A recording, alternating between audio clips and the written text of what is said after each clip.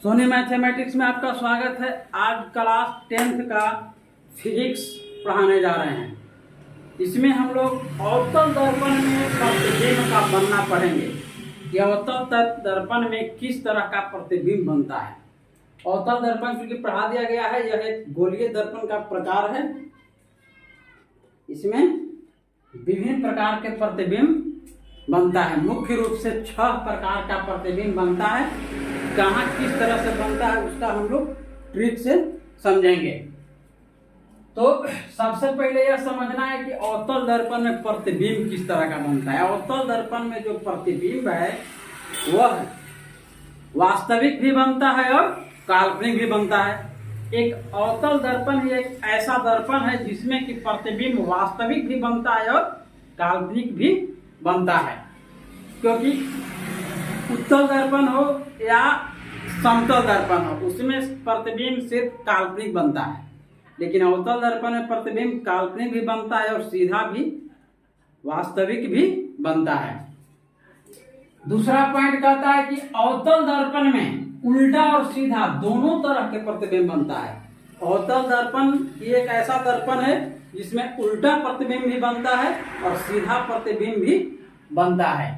उल्टा और सीधा दोनों प्रकार का प्रतिबिंब बन सकता है वस्तु के स्थान के अनुसार। और अवतल दर्पण में जो है छोटा भी प्रतिबिंब बनता है, बड़ा भी बनता है और वस्तु के बराबर भी प्रतिबिंब बनता है।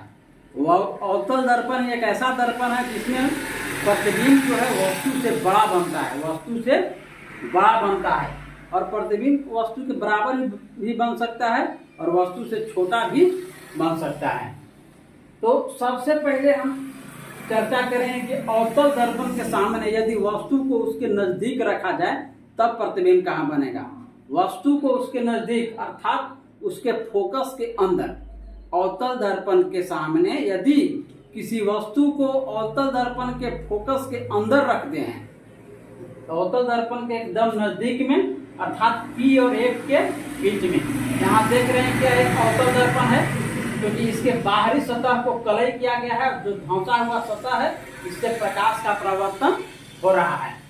तो अवतल दर्पण में यदि वस्तु को हम P और F के बीच में है, इसको हम बाहरी सतह को कलई किए हैं तो प्रकाश का प्रवर्तन जो है भीतरी सतह से हो रहा है। इसमें हम वस्तु को रखे हैं P और F के बीच में। P और F का मतलब फोकस और ध्रुव के बीच में जब वस्तु को हम रखते हैं तब प्रतिबिंब कहाँ बनता है। ये वस्तु है, यहाँ पर प्रतिबिंब बन रहा है।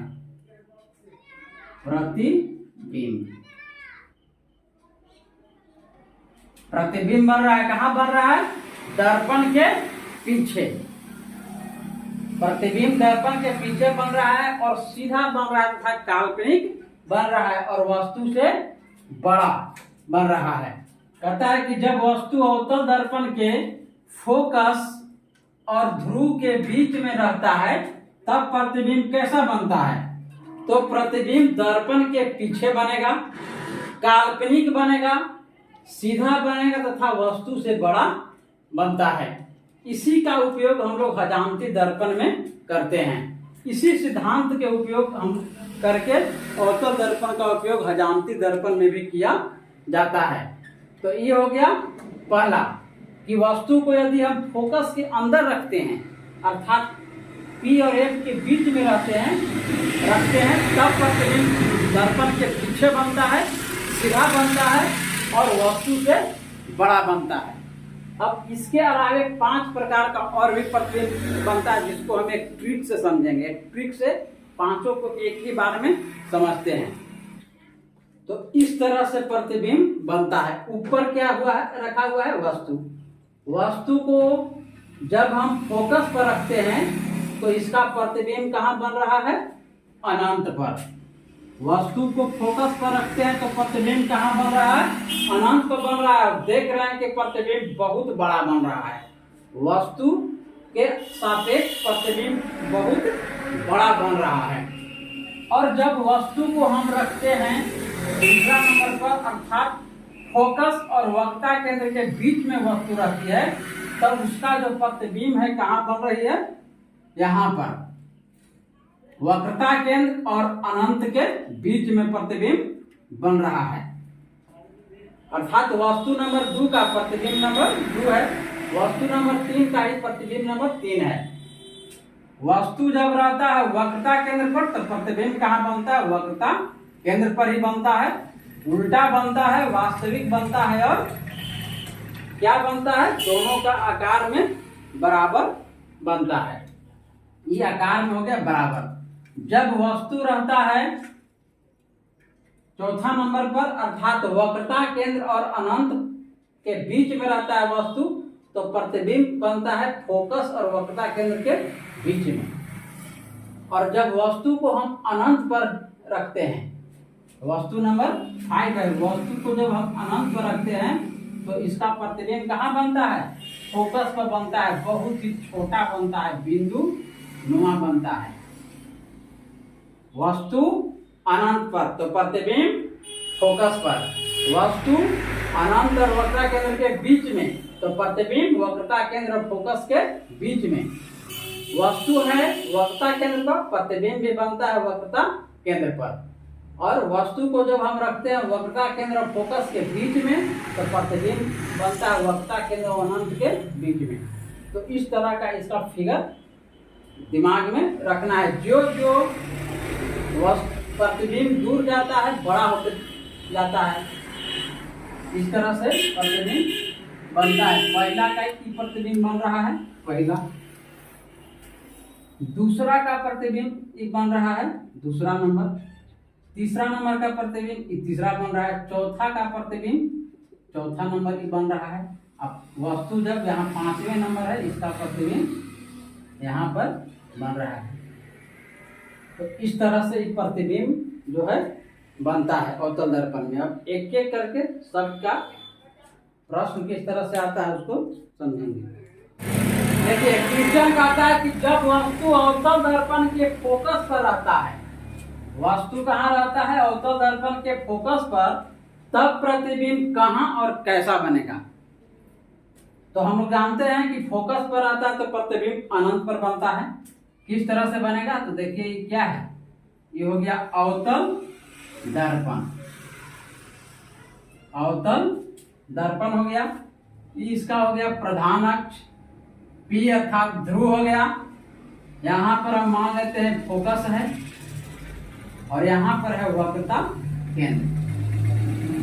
वस्तु को हम रखते हैं फोकस पर, वस्तु कहाँ है, फोकस पर है, तो इसका प्रतिबिंब कहाँ बनेगा, अनंत पर बनता है।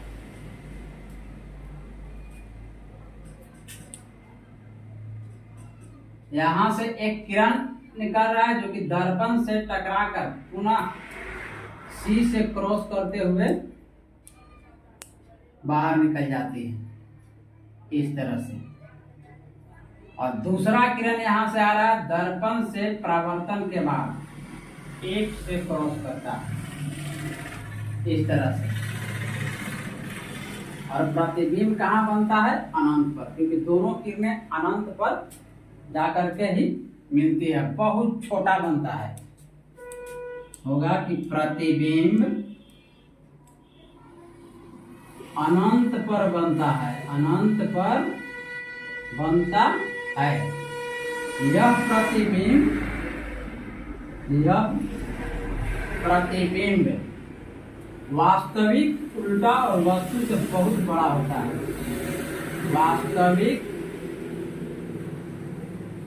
उल्टा और होता है।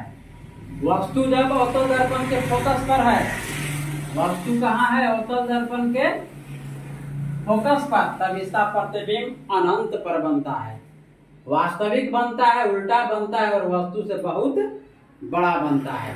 अब देखिए जब वस्तु अवतल दर्पण के फोकस और वक्रता केंद्र के बीच रहता है, वक्रता केंद्र के बीच रहता है, तब प्रतिबिंब कहाँ और कैसा बनता है। देखिए ये है अवतल दर्पण। अवतल दर्पण है, इसका ये हो गया प्रधान अक्ष, ये हो गया ध्रुव, यहाँ पर इसका मान लीजिए एक है फोकस और यहाँ है इसका सी।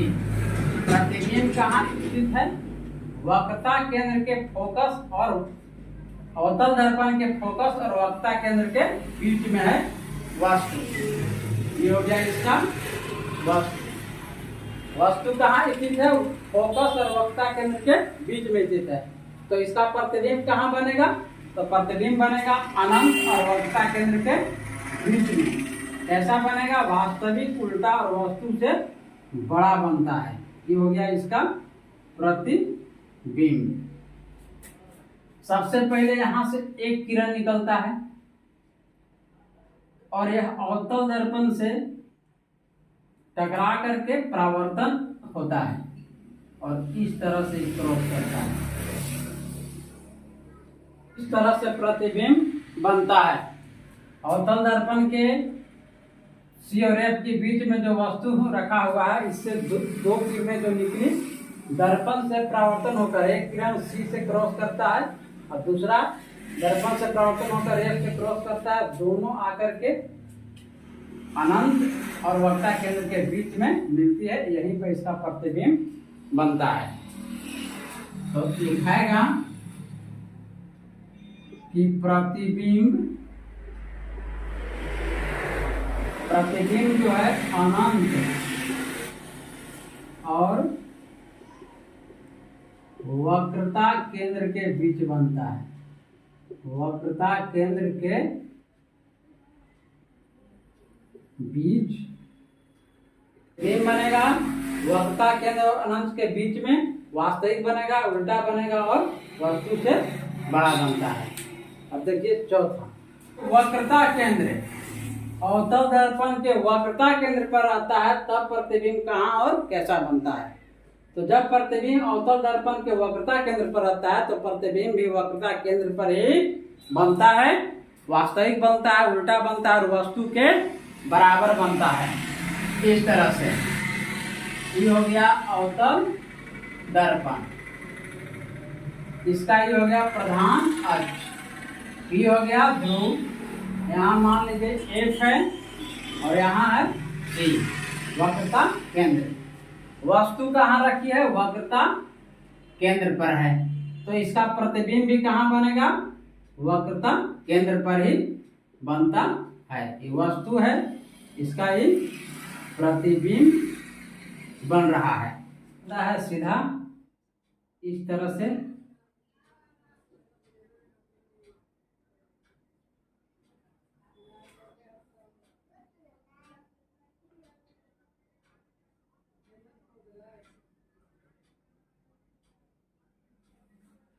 वस्तु है अवतल दर्पण के वक्रता केंद्र पर, तो प्रतिबिंब भी बन रहा है वक्रता केंद्र पर ही, वास्तविक, उल्टा और वस्तु के बराबर। वक्रता केंद्र पर है तो प्रतिबिंब भी वक्रता केंद्र पर ही बनता है और वस्तु के वास्तविक, उल्टा तथा बराबर बनता है। वक्रता केंद्र पर अनंत और वक्रता केंद्र के बीच में रहता है तब प्रतिबिंब कहाँ और कैसा बनता है। जब वस्तु जो है अवतल दर्पण के सामने अनंत और वक्रता केंद्र के बीच में रहता है तब प्रतिबिंब कैसा और कहाँ और कैसा बनता है। तो ये हो गया अवतल दर्पण, इसका ये हो गया प्रधान अक्ष, ये हो गया ध्रुव, यहाँ पर हो गया वक्रता केंद्र, मान लीजिए यहाँ फोकस है और ये वस्तु रखा हुआ है। तो इसका जो प्रतिबिंब है कहाँ और कैसा बनेगा, तो जो प्रतिबिंब है वह कहाँ बनेगा, सी और एफ के बीच में बनेगा, वक्रता केंद्र और फोकस के बीच में बनता है तथा वस्तु से थोड़ा छोटा बनता है। वस्तु से थोड़ा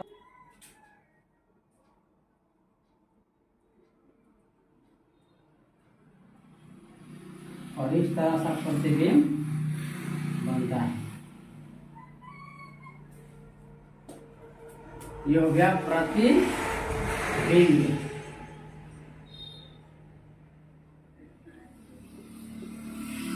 प्रतिबिंब प्रतिबिंब कहाँ बन रहा है? तो यहाँ पर प्रतिबिंब बन रहा है कहाँ?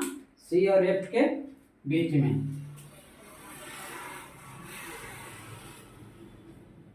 वस्तु है अनंत और वक्ता केंद्र के बीच में, तब प्रतिबिंब C तथा F के बीच बनता है। यह प्रतिबिंब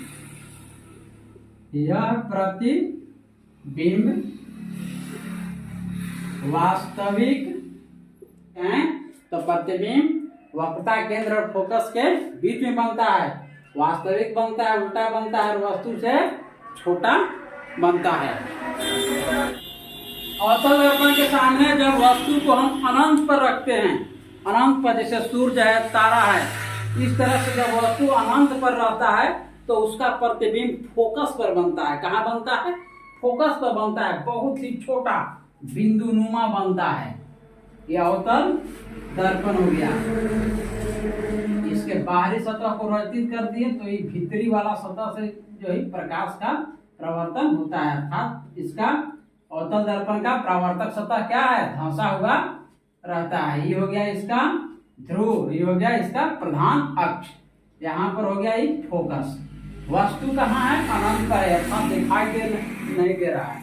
तो अनंत से जो आती हुई जो किरणें हैं वो कैसा होता है? समांतर होती है। अनंत से आती किरणें कैसी होती है? समांतर होती है।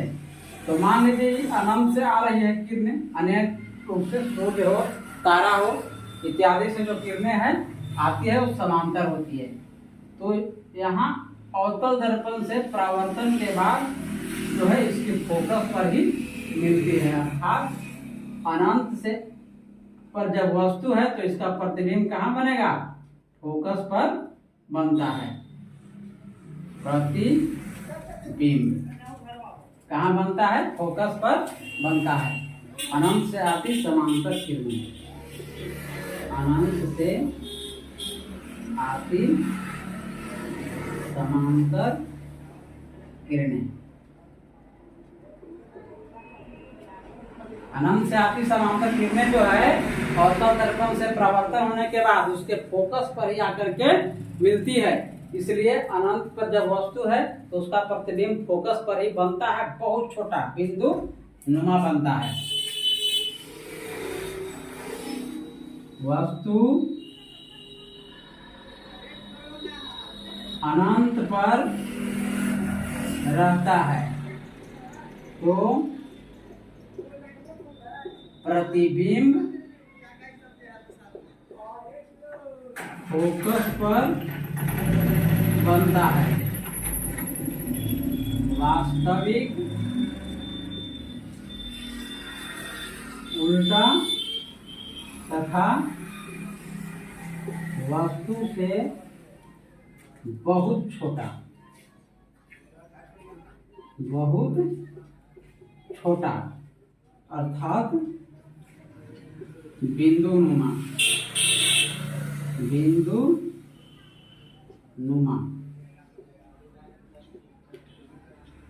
बिंदु की तरह बनता है। तो सूर्य बहुत बड़ा है लेकिन उसका प्रतिबिंब बहुत छोटा दिखाई देता है। तो वीडियो पसंद आए तो लाइक, शेयर और सब्सक्राइब कीजिए और नेक्स्ट में हम अवतल दर्पण के उपयोग के बारे में पढ़ेंगे।